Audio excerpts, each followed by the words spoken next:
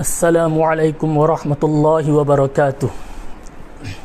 بسم الله الرحمن الرحيم الحمد لله رب العالمين والصلاة والسلام على رسوله النبي الكريم တာတို့သမီးတို့ဆရာအနေနဲ့တာတို့သမီးတို့ကိုတင်ကြားပေးမယ့်စာအုပ်ကတော့အစ္စလာမ်သင်ခန်းစာလို့ခေါ်တဲ့စာအုပ်ဖြစ်တယ်အဲ့ဒီစာအုပ်ထဲကနေမှဆရာကအတွဲနှစ်ဆိုတဲ့ဒုတိယစာအုပ်ပေါ့နော်ဒီစာအုပ်ကအတွဲလေးတွဲနဲ့ရှိတယ်ဒရုဆုလ်အစ္စလာမ်အစ္စလာမ်သင်ခန်းစာအတွဲ1 2 3 4ရှိတဲ့အနက်ထဲကနေဆရာအနေနဲ့အတွဲနှစ်ကနေစပြီးတော့တင်ကြားပေးမှဖြစ်တယ်ဘာကြောင့်လဲဆိုတော့အခုဒီမှာကုရ်အာန်တန်းဖတ်နေတဲ့ကျောင်းသားအများစုရှိတယ်အဲ့ဒီထဲမှာတချို့ကပထမတန်းဖတ်ထားပြီးသားဖြစ်တယ်တချို့အခုမှစဖတ်မယ်တချို့ကလည်းဒုတိယတန်းတတိယတန်းစတုတ္ထတန်းအတန်းအသီးသီးရောက်နေတဲ့အနေအထားမှာရှိတယ်ဒါကြောင့်ဆရာအနေနဲ့အလဲလဲကြတဲ့စာအုပ်တို့ကိုရွေးချယ်လိုက်တယ်ဒီစာအုပ်ကနေပြီးတော့မှဆရာအနေနဲ့မလုပ်ပေးမလဲဆိုတော့တကယ်လို့ပထမတွဲဖတ်နေတယ်ဆိုတဲ့ခါကျရင်လည်းအဲ့ဒီလိုကလေးတွေအတွက်လည်းအကျိုးဖြစ်သွားအောင်အင်ရှာအလ္လာစူးစမ်းပြီးတော့ပြောကြားသွားမှာဖြစ်ပါတယ်အဲ့လိုပဲအတင်း3တွဲလေးဖတ်ရမယ့်ကျောင်းသားတွေအတွက်လည်းအင်ရှာအလ္လာအကျိုးရှိသွားမှာပါအင်ရှာအလ္လာအဲ့တော့ပထမဆုံးအနေနဲ့ဘစ်မင်လာဟီရ်ရာဟ်မာနီရ်ရာဟီမ်ဖတ်လိုက်ပါအဲ့ဒီနောက်ပိုင်းမှာربي يسر ولا تعسر وتمم بالخير وبك نستعين يا فتاح يا فتاح يا فتاح صلى الله عليه وسلم صلى الله عليه وسلم صلى الله عليه وسلم သူတို့သုံးချိန်ဖတ်လိုက်ပါအဲ့ဒီနောက်ပိုင်းမှာစာအုပ်ကိုစလိုက်မှာဖြစ်တယ်ဘစ်မင်လာဟီရ်ရာဟ်မာနီရ်ရာဟီမ်အခန်း1အစ္စလာမ်မေအစ္စလာမ်ဆိုဒီမှာလူမျိုးတစ်ခုသို့မဟုတ်မျိုးနွယ်စုတစ်ခုသို့မဟုတ်တိုင်းပြည်တစ်ခုဤအမည်ဖြစ်ပါသလားပထမအဆုံးမေကွန်းယူလာတာခေါင်းစဉ်ယူလာတာကအစ္စလာမ်ဆိုတဲ့ခေါင်းစဉ်ဖြစ်တယ်ဆရာတို့တာတို့သမီးတို့လက်ခံထားတဲ့သာသနာကအစ္စလာမ်ဆိုတဲ့နာမည်ရှိတဲ့သာသနာဖြစ်တယ်အစ္စလာမ်ရဲ့အဓိပ္ပာယ်ကငြိမ်းချမ်းခြင်းငြိမ်းချမ်းအောင်လုပ်ခြင်းအမိန့်နာခံခြင်းအဲ့လိုအဓိပ္ပာယ်တွေရတယ်ဘသူရဲ့အမိန့်ကိုနာခံလဲအလ္လာဟ်အရှင်မြတ်ရဲ့အမိန့်ကိုနာခံတယ်စကြဝဠာတစ်ခုလုံးကိုပြုစုပြောဆောင်ဖန်ဆင်းတော်မူသောအရှင်သခင်ဖြစ်တဲ့အလ္လာဟ်အရှင်မြတ်ရဲ့သာသနာဖြစ်တဲ့အစ္စလာမ်သာသနာကိုဆရာတို့သားတို့သမီးတို့က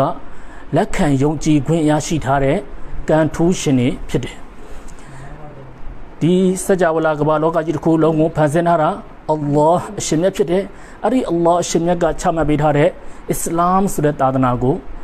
သားတို့သမီးတို့နဲ့ဆရာတို့ကတရားကိုလက်ခံယုံကြည်ခွင့်ရရှိထားတဲ့အဲ့တော့ဆရာတို့ရဲ့သာသနာရဲ့နာမည်ကအစ္စလာမ်အဲ့တော့လူတစ်ယောက်ကအစ္စလာမ်သာသနာဝင်ဖြစ်လာပြီဆိုတဲ့အခါကျရင်အစ္စလာမ်သာသနာနဲ့ပတ်သက်တဲ့အကြောင်းအရာတွေအစ္စလာမ်ကဘာတွေခိုင်းထားတာလဲ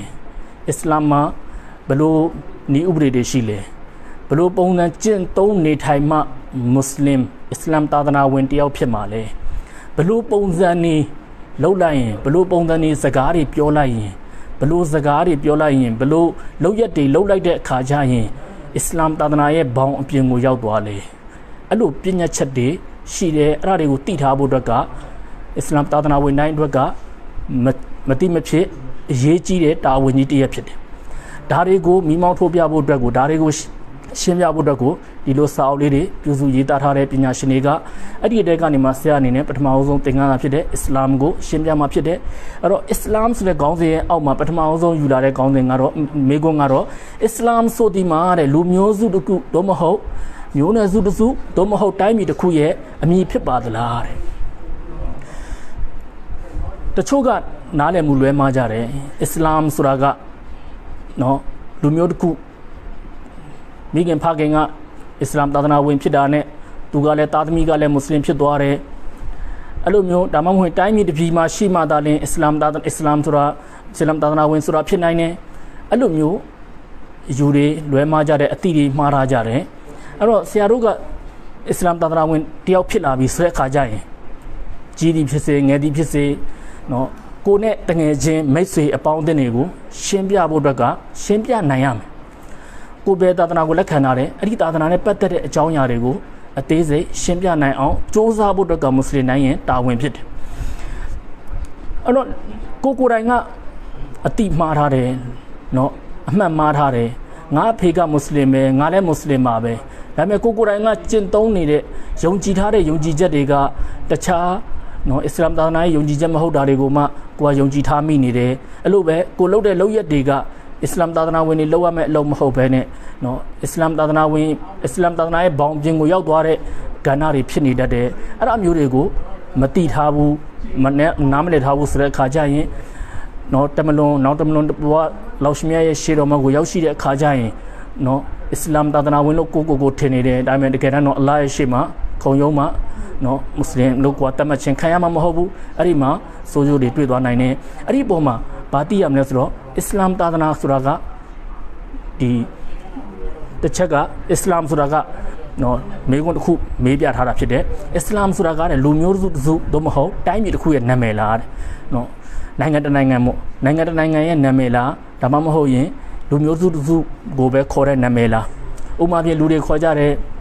မြန်မာနိုင်ငံမှာဆိုတဲ့ခါကျရင်ရခိုင်ပြည်နယ်ဆိုတာရှိတယ်ရခိုင်ပြည်နယ်မှာမွေးတဲ့လူကိုရခိုင်လို့ခေါ်တယ်အဲ့လိုပဲနော်လိုပဲကယားပြည်နယ်ရှိတယ်အဲ့လိုပဲနော်ဒီမှာကချင်ရှိတယ်ရှမ်းရှိတယ်အဲ့လိုသူ့ရဲ့နေရာဒေသတွေမှာရှိတဲ့မွေးဖွားလာတဲ့လူတွေကိုသူတို့ကရင်ကယားရှမ်းအဲ့လိုမျိုးခေါ်ကြတယ်အဲ့လိုပဲနိုင်ငံတွေရှိတယ်နော်အိန္ဒိယနိုင်ငံမှာမွေးတဲ့လူကိုအိန္ဒိယနိုင်ငံသားပါကစ္စတန်နိုင်ငံမှာမွေးနေဆိုရင်ပါကစ္စတန်နိုင်ငံသားအမေရိကန်နိုင်ငံမှာမွေးတဲ့ဆိုရင်အမေရိကနော်နိုင်ငံသားအဲ့လိုပုံစံမျိုးတွေနဲ့တိုင်းပြည်တွေမှာရှိတဲ့လူတွေကိုခေါ်ကြတယ်အဲ့တော့လူတယောက်ကအစ္စလာမ်သာသနာအစ္စလာမ်ဆိုတာကကြတော့အဲ့လိုမျိုးနော်လူမျိုးစုကိုနော်အဓိကထားရတဲ့နော်ဥတီထားတဲ့နာမည်တစ်ခုလားဒါမှမဟုတ်ရင်တိုင်းပြည်တစ်ခုကိုဥတီထားတဲ့နာမည်တစ်ခုလားနော်အာရဗ်နိုင်ငံသားတွေပဲနော်အာရဗ်နိုင်ငံသားတွေကိုပဲအစ္စလာမ်လို့ခေါ်တာလားအဲ့လိုပုံစံမျိုးမေးထားတာဖြစ်တယ်မေးတဲ့ခါကျတော့ပြန်ဖြေတဲ့ဖြေဆိုချက်ကတော့အစ္စလာမ်ဆိုဒီမှာလူမျိုးတိုင်းပြည်နိုင်ငံတို့၏အမည်မဟုတ်ပါအစ္စလာမ်ဆိုဒီမှာအစစ်မှန်ဆုံးသာသနာဖြစ်ပြီးအလ္လာဟ်အရှင်မြတ်အနှစ်သက်ဆုံးတစ်ခုတည်းသောသာသနာ၏အမည်ဖြစ်ပါသည်တဲ့အဲ့တော့ပြန်တဲ့ဖြေဆိုချက်ကအစ္စလာမ်ဆိုတာတိုင်းပြည်တစ်ခုရဲ့နာမည်လည်းမဟုတ်ဘူးเนาะနိုင်ငံတစ်ခုရဲ့နာမည်မဟုတ်ဘူးလူမျိုးစုတစ်စုကိုเนาะအမှုပြုတဲ့နာမည်တစ်ခုလည်းမဟုတ်ဘူးကမ္ဘာရဲ့ဘယ်နိုင်ငံမှာဘယ်ဒေသမှာရှိတဲ့လူမျိုးဖြစ်ဖြစ်ဘယ်နိုင်ငံမှာနေထိုင်တဲ့သူပဲဖြစ်စီเนาะအစ္စလာမ်သာသနာကိုလက်ခံယုံကြည်ခွင့်ရှိတဲ့အစ္စလာမ်သာသနာတွေကိုဝင်လို့ရတယ်အစ္စလာမ်ဆိုတာကသာသနာရဲ့နာမည်ဖြစ်တယ်နော်သာသနာရဲ့နာမည်ဖြစ်တယ်ဘယ်သာသနာရဲ့နာမည်လဲဘယ်သာသနာရဲ့နာမည်လဲဆိုတော့အစ္စလာမ်ဆိုတာကအစစ်မှန်ဆုံးသာသနာတစ်ချက်ယုံကြည်ထားဖို့ကဒါတို့သမီးတို့လက်ခံထားတဲ့ယုံကြည်ရတဲ့သာသနာကအစစ်မှန်ဆုံးသာသနာဖြစ်တယ်အလ္လာဟ်ဒီသာသနာကိုချမှတ်ပေးထားတာကစัจ java လာကမ္ဘာလောကကြီးတစ်ခုလုံးကိုပြုစုပြောတော်ဖန်ဆင်းတော်မူသောအရှင်သခင်ဖြစ်တဲ့အလ္လာဟ်အရှင်မြတ်ကအနှစ်သက်ဆုံးတစ်ခုတည်းအဲ့နှစ်သက်ဆုံးဆိုတော့ဟိုနောက်ထပ်တခြားနည်းနည်းပါးနှစ်သက်တာရှိလားဆိုတော့မရှိဘူးတစ်ခုတည်းပဲလောက်ရှမြတ်တစ်ခုပဲနှစ်သက်တယ်အဲ့တစ်ခုတည်းရဲ့နာမည်ကလည်းအစ္စလာမ်ပဲဖြစ်တယ်လူတစ်ယောက်ကအစ္စလာမ်သာသနာကိုလက်ခံမယ်ဆိုရင်လောက်ရှမြတ်ကအဲ့ဒီလူကိုအောင်မြင်မှုပေးမယ်အစ္စလာမ်သာသနာထဲမှာမဝင်လာဘူးเนาะလောက်ရဲ့အမိန့်ကိုနာခံမှုမရှိဘူးဆိုတဲ့ခါကျရင်အဲ့ဒီလူကိုလောက်ရှမြတ်ကအောင်မြင်မှုပေးမှာမဟုတ်ဘူးเนาะအဲ့ဒီလူကဆုံးရှုံးမှုနဲ့ရင်ဆိုင်ရမှာဖြစ်တယ်အဲ့တော့လောက်ရှမြတ်ကိုရှုကိုလုပ်ရမယ်اللهم لك الحمد ولك الشكر နော်လောရှမကိုရှုကလောမယ်နော်ဘာကြောင့်လဲဒါတို့သမီးတို့အနေနဲ့ဆရာတို့အနေနဲ့ဘာမှကြိုးပမ်းမှုမရှိဘဲနဲ့လွယ်လွယ်တကူနဲ့ဒီသာသနာလောရှမအနှစ်သက်ဆုံးဖြစ်တဲ့အစစ်မှန်ဆုံးဖြစ်တဲ့သာသနာကိုဆရာတို့လက်ခံယုံကြည်ကိုးကွယ်ခွင့်ရထားကြတယ်အဲ့လိုပဲမွတ်စလင်တွေထဲမှာလည်းပဲနော်အစ္စလာမ်မွတ်စလင်ဒီလိုစလုံးတွေကိုသုံးဆွဲတဲ့ပုံစံတွေမှာလည်းမှားယွင်းမှုလေးတွေလည်းရှိတချို့ကပြောတယ်ငါတို့တွေကအစ္စလာမ်လေးတဲ့ငါတို့တွေကအစ္စလာမ်လေးတဲ့တကယ်တော့အစ္စလာမ်ဆိုတာကသာသနာရဲ့နာမည်ဖြစ်တယ်သာသနာရဲ့နာမည်ဖြစ်တယ်အစ္စလာမ်သာသနာဝင်အစ္စလာမ်သာသနာကိုယုံကြည်လက်ခံပြီးတော့ကျင့်သုံးတဲ့သူကိုမွတ်စလင်လို့ခေါ်တယ်မွတ်စလင်အစ္စလာမ်ရဲ့အဓိပ္ပာယ်ကနော်အစ္စလာမ်ရဲ့အဓိပ္ပာယ်ကနော်ဒီအတွက်တစ်ပါလို့ဆိုတော့ပါခဲ့တယ်အစ္စလာမ်ရဲ့အဓိပ္ပာယ်ဆိုတာကအစ္စလာမ်ရဲ့အဓိပ္ပာယ်ကအမိန့်နာခံခြင်း ငြိမ်းချမ်းရေးပြုလုပ်ခြင်းဖြစ်တယ်မွတ်စလင်ဆိုတဲ့ခါကျရင်မွတ်စလင်ရဲ့အတိတ်ပဲကငြိမ်းချမ်းရေးပြုလုပ်တဲ့သူအမိန့်နာခံတဲ့သူအလ္လာဟ်ရှင်မြတ်ကိုလောက်ရှင်မြတ်အမိန့်ကိုနာခံတဲ့သူကိုမွတ်စလင်မိန့်နာခံသူငြိမ်းချမ်းရေးပြုလုပ်သူလို့ခေါ်မယ်။ဘာကြောင့်လဲအစ္စလာမ်သာသနာထဲမှာငြိမ်းချမ်းမှုကိုသာလျှင်တွင်တင်ပြဋ္ဌာန်းထားတယ်။အစ္စလာမ်ကမတရားမှုတွေကိုမလိုလားဘူးเนาะတရားမျှတမှုကိုလိုလားတယ်တရားမျှတမှုနဲ့ပတ်သက်တဲ့เนาะလမ်းညွှန်ချက်တွေပညာချက်တွေအမြောက်အများဂဂဂနနတိတိကျကျဖော်ပြထားတဲ့သာသနာဖြစ်တယ်အဲ့တော့မတိမေကွန်ဖြစ်တဲ့အစ္စလာမ်သာသနာဆိုတာလူမျိုးစုနာမည်မဟုတ်ဘူးဆိုတာသိလိုက်ရပြီအစ္စလာမ်ဆိုတာကနိုင်ငံတစ်ခုရဲ့နာမည်မဟုတ်ဘူးအစ္စလာမ်ဆိုတာကသာသနာရဲ့နာမည်ဖြစ်တယ်အဲ့ဒီသာသနာကိုလက်ခံယုံကြည်ကျင့်သုံးတဲ့သူကိုမွတ်စလင်လို့ခေါ်ရမှာဖြစ်တယ်အဲ့ဒီရဲ့နောက်ပိုင်းမှာနောက်ထပ်တစ်ခုမေကွန်တစ်ခုအနေနဲ့အစ္စလာမ်သာသနာသည်တိုးတက်ဖွံ့ဖြိုးလာသောခေတ်ကာလနှင့်ကိုက်ညီသည့်သာသနာဖြစ်ပါသလားအစ္စလာမ်သာသနာသည်တိုးတက်ဖွံ့ဖြိုးလာသောခေတ်ကာလနှင့်ကိုက်ညီသည့်သာသနာဖြစ်ပါသလားမေကွန်မေးထားတယ်အဲ့ဒီမေကွန်ရဲ့နောက်ခံအကြောင်းအရာကပါရှိလေအစ္စလာမ်သာသနာကိုလူတွေသိထားတာကတမန်မြတ်မုဟမ္မဒ်တခင်ဆလ္လာလာဟူအလိုင်ဝါဆလမ်ပွင့်ပေါ်လာပြီးတဲ့နောက်ပိုင်းမှာတမန်မြတ်မုဟမ္မဒ်တခင်ဆလ္လာလာဟူအလိုင်ဝါဆလမ်ဖြန့်ချီခဲ့တဲ့သာသနာအဲ့ဒီသာသနာကိုအစ္စလာမ်သာသနာဖြစ်တယ်အဲ့ဒီအစ္စလာမ်သာသနာကိုစတင်ဖြန့်ချီတဲ့အချိန်ကနေစပြီးတော့ဒီနေ့အထိဟာနှစ်ပေါင်း1440ကျော်ခဲ့ပြီဖြစ်တယ်အဲ့တော့တချို့ကဘာတွေတမုတ်လဲဆိုတော့အစ္စလာမ်သာသနာကတဲ့ဟုတ်နှစ်ပေါင်းထောင်ချီတဲ့ရှေးကြတဲ့တော်တော်ကြာသွားပြီပြုပြင်စမ်းတစ်ဖို့တဲ့လိုအပ်တယ်နောက်ထပ်ထပ်ပြီးတော့မှဒီပုံစံမျိုးတွေအရင်တော့ခိုင်းထားတဲ့ကိစ္စတွေနှစ်ပေါင်း1400ကအရင်ခိုင်းထားတဲ့ကိစ္စတွေကဒီခေတ်နဲ့ဘယ်လိုလုပ်ကြိုက်မှာလဲအဲ့လိုမျိုးပုံစံတွေအဲ့ဒီခေတ်ကအကြောင်းအရာတွေနဲ့အခုကိစ္စတွေနဲ့ဘယ်လိုကိုက်ညီနိုင်မှာမလားလို့ဒီလိုမျိုးမေးခွန်းမေးထားတယ်အဲ့တော့ပြန်ဖြေတဲ့ဖြေဆိုချက်ကိုအရင်ဆုံးဆရာတို့အနေနဲ့ဖတ်လိုက်မယ်အစ္စလာမ်သာသနာသည်ခေတ်ကာလတိုင်းနဲ့ကိုက်ညီသည့်သာသနာဖြစ်သည်မတ်တစ်ချက်ကမေးထားတဲ့မေးခွန်းကိုတော့ပြန်ဖြေလိုက်ပြီးအစ္စလာမ်သာသနာသည်ခေတ်ကာလတိုင်းနဲ့ကိုက်ညီသည့်သာသနာဖြစ်သည်ဆိုလိုဒီမှာဆိုတဲ့နေရာကနေရှင်းလင်းချက်လေးပေးထားတယ်ခေတ်ကာလတိုင်း၌ကျင့်သုံးလိုက်နိုင်ရန်လွယ်ကူသောသာသနာဖြစ်သည်အစ္စလာမ်သာသနာကိုလက်ခံယုံကြည်ပြီးတော့မှကျင့်သုံးတဲ့သူတယောက်ကဘယ်ခေတ်မှာပဲဖြစ်ဖြစ်နောက်ထပ်နှစ်ပေါင်းဘယ်လောက်ပဲကဘာကြီးကတက်တန်းရှိနေသည်ဖြစ်ပါစေကဘာအဆုံးအထိကိုလက်ခံကျင့်သုံးတဲ့နေရာမှာလွယ်ကူနဲ့ကျင့်သုံးနိုင်တဲ့သာသနာဖြစ်တယ်ခက်ခဲမှုဆိုတာရှိမှာမဟုတ်ဘူးအဘဲကြောင့်ဆိုတော့ဘာကြောင့်လဲဆိုတာကိုလည်းတခါတည်းပဲရှင်းပြပေးထားတဲ့ခေတ်ကာလဤတိုးတက်ဖွံ့ဖြိုးမှုကိုဖန်ဆင်းတော်မူသောအရှင်သခင်သည်အလ္လာဟ်အရှင်မြတ်သာဖြစ်သည်ထိုအရှင်မြတ်တို့ရှိရာ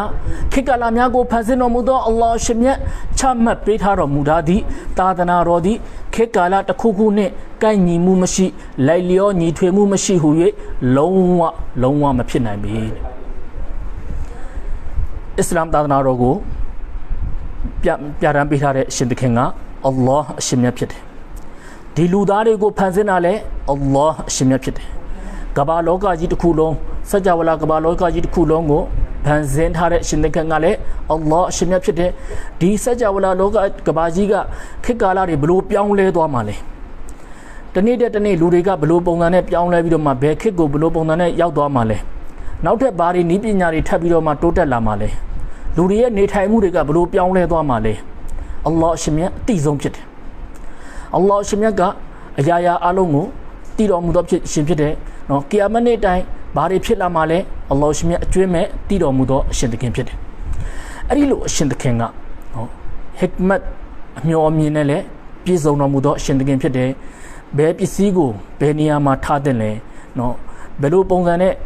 ဖန်ဆင်းထားပြီးတဲ့ဆိုတဲ့အခါကျရင်လူတွေအတွက်ကိုလွယ်ကူမှုရှိမလဲ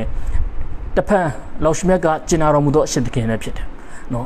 လူသားတွေကိုလွယ်ကူဖို့တက်ကိုမြောင်များစွာသောဖန်ဆင်းကနေဖန်ဆင်းပေးထားတဲ့အဲ့ဒီလိုမျိုးအရှင်သခင်တစ်ဖက်မှာအရာအလုံးကိုသိတယ်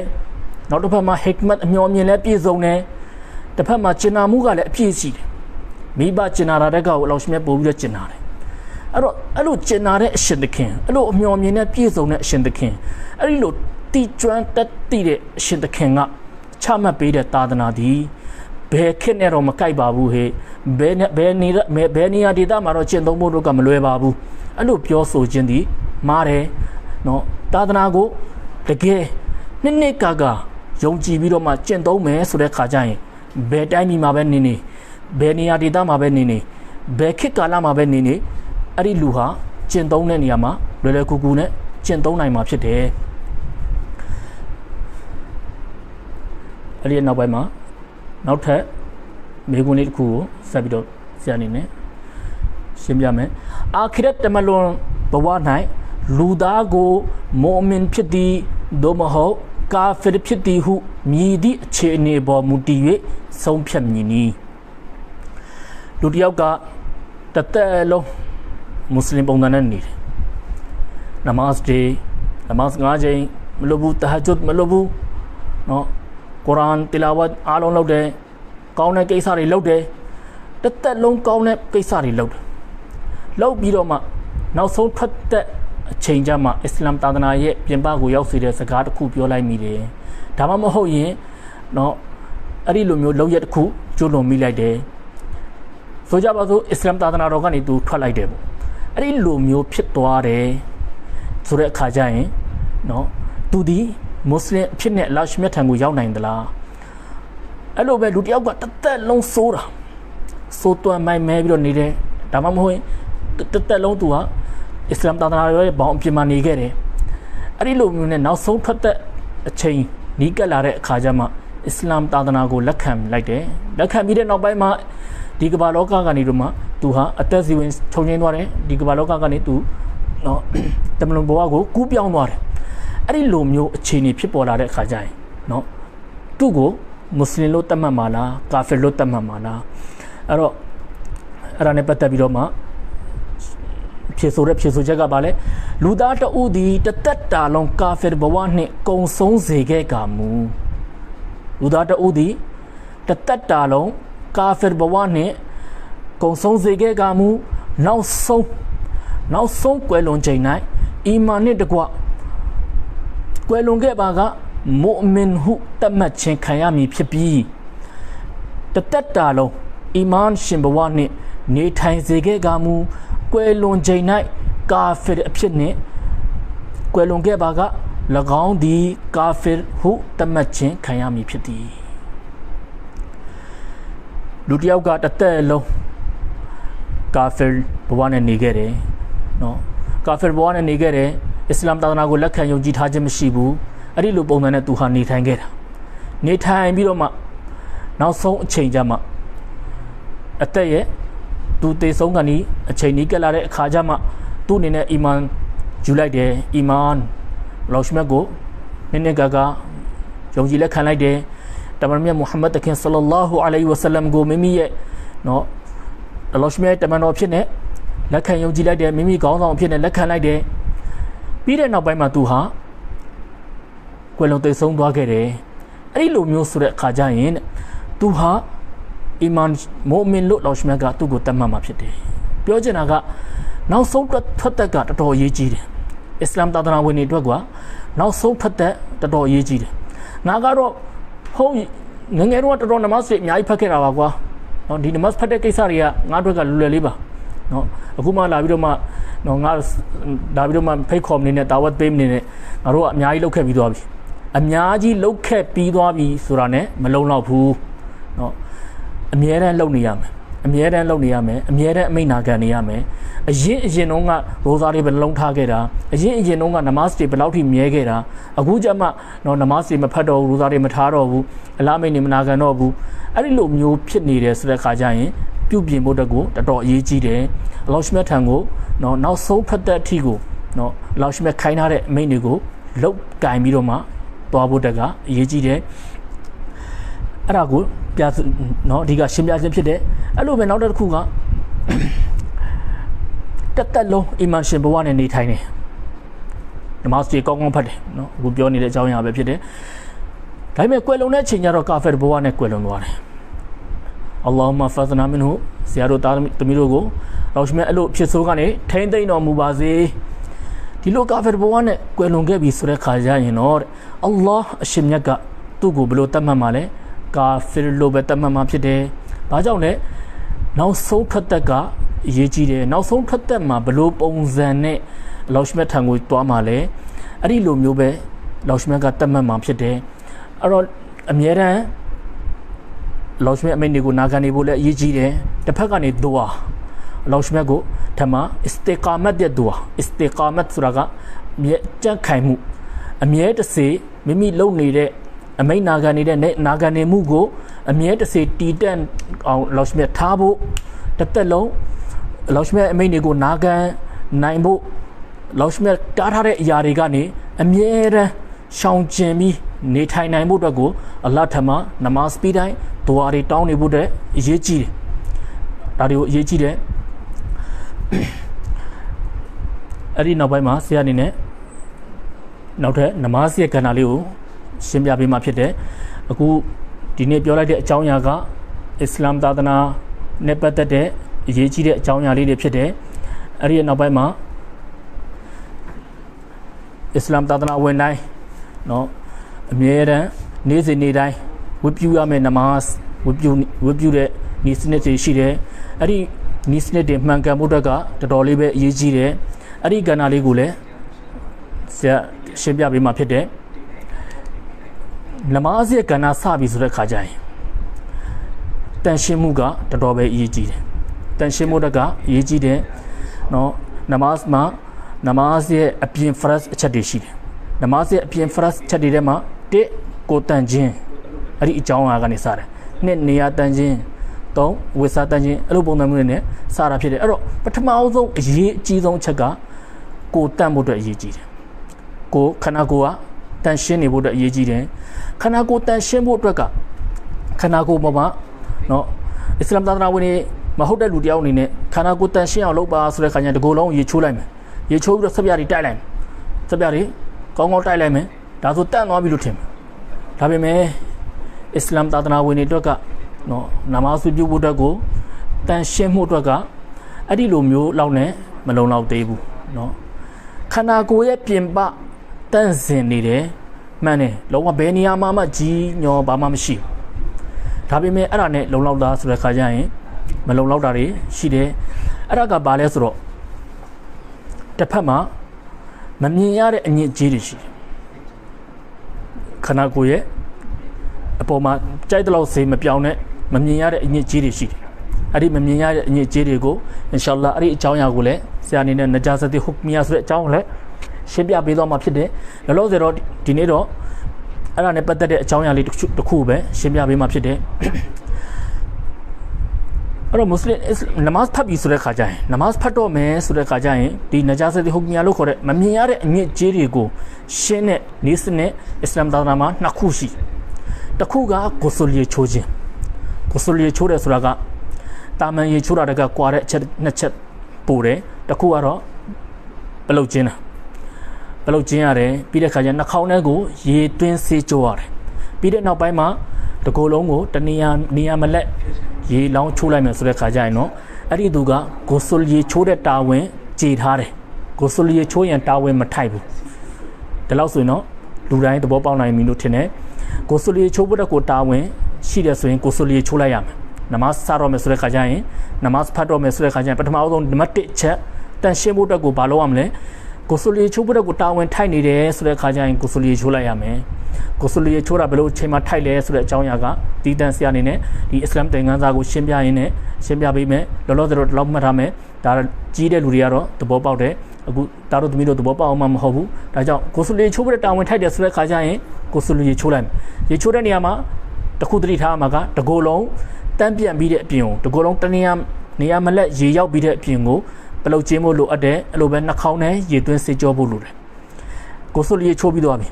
ရေချိုးပြီးတဲ့နောက်ပိုင်းမှာနောက်တစ်ချက်နော်ကိုဆူလီရေချိုးဖို့တော့တာဝန်တော့မထိုက်ဘူးဒါပေမဲ့နမတ်ဖတ်တော့မယ်ဆိုတဲ့အခါကျရင်ကို့မှာဝူဇူရှိလားဆိုတော့ကြည့်ရတယ်ဝူဇူရှိနေလားဟာဝူဇူကဘာကြီးလဲနော်ဝူဇူကဘာလဲဆိုတော့ဝူဇူပြက်စီတဲ့အချက်တွေကိုတည်ထားတယ်ဆိုတဲ့အခါကျရင်ဝူဇူနော်ဒီအကြောင်းကိုတည်သွားမယ်လူတစ်ယောက်ကကျင်ငယ်ဆွန့်ထားတယ်ထားလိုက်ပါတော့အိမ်သာသွားတယ်အစညာသွားတယ်ပိုက်ခဏသွားတယ် အဲ့လိုသွားထားပြီးပြန်ထွက်လာတယ်ဆိုရင်သူရေချိုးဖို့တဲ့သူမှတာဝန်မထိုက်ဘူးသူရေချိုးစရာတာဝန်မရှိဘူးသူမှဆေးကြောလိုက်ရင်အပြင်မှာရှိနေဘာတွေပေးနေလဲပေးနေတာဆေးလိုက်ဒါဆိုရင်သူမှနော်ရေချိုးဖို့တဲ့တာဝန်မထိုက်ဘူးဒါပေမဲ့ဝဇူတာဝန်ရှိသွားပြီသူမှဝဇူလုပ်ဖို့တဲ့တာဝန်ရှိသွားပြီအဲ့လိုပဲလူတယောက်ကအနာတွေကနေသွေးတွေထွက်တယ်သွေးတွေထွက်ပြီးတော့မှယိုစီးသွားတယ်အဲ့လိုမျိုးခါမျိုးမှာကြာရင်လေအဲ့ဒီသွေးတွေကိုဆေးပြီးတဲ့အပြင်ကိုသူကဝဇူပြန်လုပ်ဖို့တဲ့အရေးကြီးတယ်အဲ့လိုပဲလူတယောက်ကလေလေလိုက်တယ်ဘာပေသွားလို့လဲဘယ်နေရာမှမပေသွားတာမရှိလေလေလိုက်တယ်တစ်ခါကျအတန်ထွက်တယ်တစ်ခါကျအတန်မထွက်ဘူးတစ်ခါကျအနံ့ထွက်တယ်တစ်ခါကျအနံ့မထွက်ဘူးပေသွားလားဆိုတဲ့ခါကျရင်ဘယ်နေရာမှဆေးတရားလဲအစ္စလာမ်သာသနာကလည်းတတ်မှတ်ထားခြင်းမရှိဘူးဘယ်သူမှလည်းတတ်မှတ်ထားခြင်းမရှိဒါပေမဲ့အစ္စလာမ်ကတတ်မှတ်တာကအဲ့လိုအခါမျိုးမှာသူဒီခန္ဓာကိုယ်မှာမတန့်တစ်ခုဖြစ်သွားပြီတဲ့သူမှာမတန့်မှုတစ်ခုဖြစ်သွားတယ်အဲ့ဒါကိုပြန်ပြီးတော့မှတန့်အောင်လုပ်တဲ့နည်းအစ္စလာမ်ကပြပေးထားတယ်အဲ့ဒါကဝဇူဆိုတဲ့နည်းနဲ့တန့်အောင်လုပ်ပါတဲ့တန့်ပြီးတော့မှအဲ့လိုတန့်စင်အောင်လုပ်ပြီးတော့မှဒါလည်းနမတ်ကိုဝတ်ပြုလို့ရမှာဖြစ်တယ်တကယ်လို့လူတစ်ယောက်ကဂူဆူလ်မရှိဝဇူမရှိဘူးနမတ်တွေဖတ်လိုက်တယ်တညလုံးမအိပ်ဖက်နဲ့နမတ်ဖတ်လိုက်တယ်အဲ့လိုနမတ်တွေဖတ်လိုက်မယ်ဆိုတဲ့ခါကျရင်သူ့ရဲ့နမတ်ကအထာမြောက်မလားအထာမြောက်မှာမဟုတ်ဘူးသူဖတ်လိုက်တဲ့နမတ်တွေလက်ကအချင်းကြီးဖြစ်သွားမယ်အဲ့တော့ဒီလောက်ဆိုသဘောပေါက်လို့ထင်တယ်ဝဇူတော်တော်အရေးကြီးတယ်ဂူဆူလ်ဝဇူအဲ့လိုတန့်ပြတ်မှုကတော်တော်လေးပဲအရေးကြီးတယ်တကယ်လို့အဲ့ဒါမလုပ်ဘဲနဲ့လူတယောက်ကနမတ်တွေဖတ်လိုက်မယ်ဆိုရင်သူပင်ပန်းထားတာတွေအလကားဖြစ်သွားမယ်နော်သူတာဝန်ရှိနေတဲ့အခုဖရတ်နမတ်တွေဆိုတဲ့ခါကျတာဝန်နဲ့အဲ့လိုတာဝန်ရှိတဲ့နမတ်ကိုသူဖတ်လိုက်ပါလျက်နဲ့သူ့ကိုလောက်ရှမန်ကဘယ်လိုတတ်မှတ်မှာလဲသူဒီနမတ်မဖတ်ခဲ့ဘူးသူနမတ်ဖတ်ခြင်းမရှိဘူးအဲ့လိုပဲတတ်မှတ်ခြင်းခံအဲ့တော့နမတ်ဖတ်တယ်ဆိုတဲ့အကြောင်းအရာမစခင်တန့်စင်မှုတက်ကိုဝဇူဆိုတာကအရေးကြီးတဲ့အကြောင်းအရာဖြစ်တယ်ဒါကြောင့်ဝဇူအကြောင်းကနေတော့မှဆရာအနေနဲ့စပြီးတော့သင်ပေးမှာဖြစ်တယ်ဒီတိုဖတ်တုလ်မုဆလင်ဆိုတဲ့စာအုပ်လေးကိုလည်းဝဇူပြုနည်းဆိုတာကနေပြီးတော့မှစပေးထားတယ်အဲ့တော့ဝဇူပြုနည်းနဲ့ပတ်သက်ပြီးတော့မှပြည့်စုံအောင်ပထမအဆုံးတစ်ချက်ကတော့တန့်ပြန်သောခွက်သို့မဟုတ်တန့်ပြန်သောပုံ၌တန့်ပြန်သောရေကိုထည့်ပြီးတန့်ရှင်းသောနေရာမြင့်မြင့်တွင်ထိုင်ပါတဲ့ပုံနေခွက်တွေနဲ့ထည့်ပြီးတော့မှထိုင်ပြီးတော့ဝဇူလုပ်မယ်ဆိုတဲ့ခါကျရင်လေနော်အဲ့ဒါဆိုရင်ပုံခွက်ဒါတွေကိုမှယူပြီးတော့မှနည်းနည်းတန့်ရှင်းတဲ့နေရာကိုရှာမယ်ရှာပြီးတော့မှနေရာမြင့်မြင့်လေးတကယ်လို့ကိုကရေချိုးခန်းထဲမှာဆိုတဲ့ခါကျရင်လေရေစီးလို့ကောင်းမဲ့ဘက်ကိုတခြားအဲ့ညာတန့်စင်နေဖို့လည်းအရေးကြီးတယ်နောက်တစ်ခုကဘေဇင်တို့ဘာလို့မလုပ်မယ်ဆိုတဲ့ခါကျရင်လည်းလုပ်လို့တော့ရတယ်ဒါပေမဲ့အကောင်းဆုံးကဘာလဲဆိုတဲ့ခါကျတော့နော်ပိုက်နဲ့လုပ်မယ်ဆိုတဲ့ခါကျရင်လည်းပိုက်နဲ့လည်းလုပ်လို့ရတယ်ဒါပေမဲ့တန့်ရှင်းတဲ့နေရာကိုလုံးမဲ့နေရာကတန့်ရှင်းနေရာလေးရှာမယ်ပြီးတဲ့ခါကျရင်မြင့်မြင့်လေးဖြစ်ရင်ပိုကောင်းတယ်ပြီးတော့ကေဗလာဘက်ကိုမျက်နှာမူနိုင်ရင်ပိုရကောင်းသည်ဘာကြောင့်လဲကေဗလာဘက်ကိုလှည့်ပြီးတော့မျက်နှာမူခြင်းကဝဇူမှာမုစတဟဘ်လို့ခေါ်တယ်ဆဝပ်တွေပို့ပြီးတော့ရတဲ့အကြောင်းအရာဖြစ်တယ်ကေဗလာဘက်ကိုလှည့်ပြီးတော့မှမျက်နှာမူနိုင်တော့ပို့ပြီးတော့ကောင်းတယ်အဲ့တော့တာတို့သမီးတို့ကအိမ်မှာလုပ်မယ်ဆိုတဲ့ခါကျအိမ်မှာဝဇူလုပ်မယ်ဆိုတဲ့ခါကျတခါကျလည်းဘေးစင်ကကေဗလာရဲ့ကြောခိုင်းထားတာလည်းဖြစ်ကောင်းဖြစ်နိုင်တယ်အဲ့ဒီလိုခါမျိုးမှာလည်းဝဇူလုပ်လိုက်မယ်ဆိုတော့ပိုင်သွားတယ်နော်ပိုင်သွားတယ်နောက်ဆုံးမှ6ရောက်ဆေးတဲ့ခါကျရင်တော့ရေချိုးကနေဝင်ပြီးတော့ဆေးတယ်ဒီလိုပုံစံလေးလုပ်လို့ရတယ်ပထမအဆုံးဒုတိယအဆင့်အနေနဲ့ဒါကတော့ပထမရှိရမယ့် data ဖြစ်တယ်ဒုတိယခုကတော့ဥစွာပထမနောက်ကနေတော့ဘာဆိုမလဲဆိုတော့ဘစ္စမီလာဟီလ်အာဇီမ်ဝလ်ဟမ်ဒူလ illah အလာဒီန်အစ္စလာမ်ဘစ္စမီလာဟီလ်အာဇီမ်ဝလ်ဟမ်ဒူလ illah အလာဒီန်အစ္စလာမ်ကြီးကျယ်မြတ်တော်မူသောအလ္လာဟ်ရှင်ရဲ့နာမည်တော်နဲ့အစပြုပါတယ်ဝလ်ဟမ်ဒူလ illah အလာဒီန်အစ္စလာမ်အစ္စလာမ်သာသနာတော်ကိုချင်းမြင့်ခြင်းအပေါ်မှာအလ္လာဟ်အရှင်မြတ်ကိုချီးမွမ်းထောပနာပြုပါတယ်အဲ့လိုအဓိပ္ပာယ်ရတဲ့ဒီဒွါပိုင်လေးဖြစ်တယ်ဒါလေးကိုကြက်မယ်နော်ဒါတို့နော်ဝဇူရဲ့အစာတိုင်းမှာဒီဒွါလေးကိုဖတ်ဖြစ်အောင်ဖတ်ပါဘစ္စမီလာဟီလ်အာဇီမ်လိုက်ဖတ်ပါဘစ္စမီလာဟီလ်အာဇီမ်ဝလ်ဟမ်ဒူလ illah အလာဒီန်အစ္စလာမ်ဝလ်ဟမ်ဒူလ illah အလာဒီန်အစ္စလာမ်နောက်ကနေအဲ့ဒါလေးကိုစပြီးတော့ဆိုလိုက်ဆိုပြီးတဲ့ခါကျရင်လက်နှစ်ဖက်ကိုလက်ကောက်ဝတ်အထိလက်ကောက်ဝတ်ဆိုတာကဒီလိုနေရာဖြစ်တယ်လက်ကောက်ဝတ်နေရာဖြစ်တယ်အဲ့ဒီလက်ကောက်ဝတ်နေရာအထိကို3ချိန်ဆေးမယ်3ချိန်ရေကိုလက်ကို3ချိန်3ကဆေးမှဖြစ်တယ်